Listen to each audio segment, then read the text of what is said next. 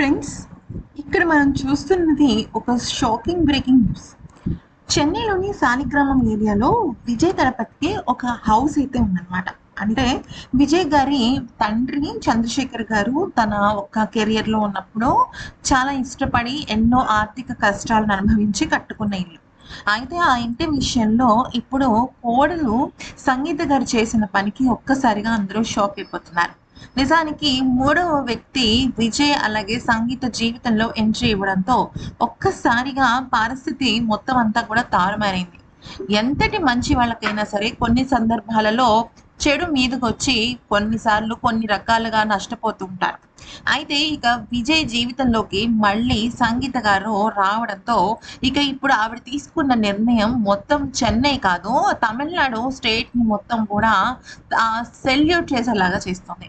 అయితే నిజానికి విజయ్ ఏమనుకున్నాడంటే తన పాత ఇల్లైన సాలిగ్రామం ఇంటిని పూర్తిగా ఒక అంటే పూర్తిగా కూల్చేసి దానికి సంబంధించిన వేరే ఏదైనా పనులు చేద్దామని అనుకున్నారు. కానీ అది మామగారు ఇష్టపడి కట్టించుకున్న ఇల్లు. ఆయన ఎంతో రూపాయి కూడబెట్టి కట్టుకున్న ఇల్లు కాబట్టి దాన్ని మనం చాలా జాగ్రత్తగా చూసుకోవాలని చెప్పి అన్నారు. అయితే కూల్చటం అనేది కూల్చొచ్చు, కానీ అది మళ్ళీ రీకన్‌స్ట్రక్ట్ ఎలా చేయాలి అంటే దాన్ని మొత్తం మనం ఒక పార్టీ ఆఫీస్ లాగా చేద్దాము.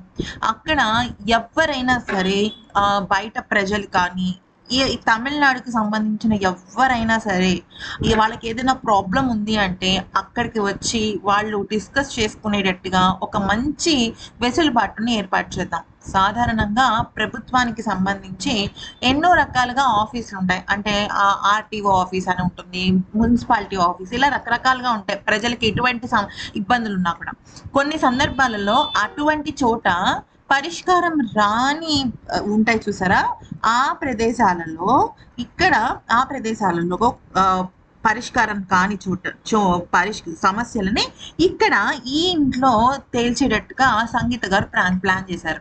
దీనిలో పూర్తిగా విజయ్ పార్టీకి సంబంధించిన కార్యకర్తలు, వాలంటీర్స్, అభిమానులు అందరూ ఉంటారు. అంటే గవర్నమెంట్ సంబంధించిన వాళ్ళే కాకుండా పార్టీకి అలాగే విజయ్ సంబంధించినవన్నీ కూడా చూస్తూ ఉంటారు అనమాట. వాళ్ళు ప్రజల ఒక ఇబ్బందులు తెలుసుకుని దానికి తగ్గట్టుగా చేస్తారు. ఈ నిర్ణయాన్ని సంగీత గారు చెప్పడంతో ఒక్కసారిగా తమిళనాడు ప్రజలందరూ కూడా హ్యాట్స్ ఆఫ్ చెప్తున్నారు.